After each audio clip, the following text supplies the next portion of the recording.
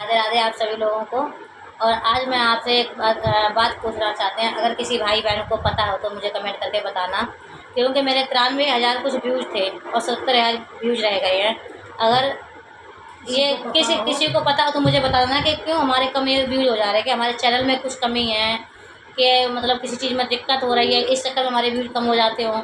वैसे व्यूज़ कर कोई जानता तो हमें कमेंट करके बताता, जो अगर चैनल भी सही कर लेता हो, आस पास में कहीं हो जैसे, तो मैं उसको दिखा सकूँ। पैसे लेने तो पैसे भी ले लेना, ऐसी कोई बात नहीं, मगर हमारे व्यूज़ कम नहीं होने चाहिए, हमारे बहुत व्यूज़ कम हो गए हैं। हम भी भाई मेहनत करते हैं तो हमें भी दुख होता है, अगर हम इतनी मेहनत करने के बाद भी हमारे व्यूज़ बढ़े हुए व्यूज़ घट जाएँ तो दुख लगता है। कम हो जाते हैं।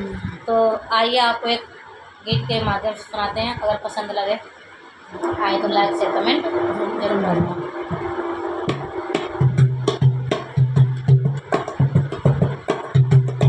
मुझे दुखी करे संसार, बोला यूं बोले।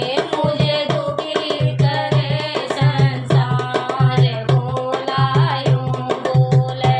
मुझे दुखी करे संसार, बोला यूं बोले।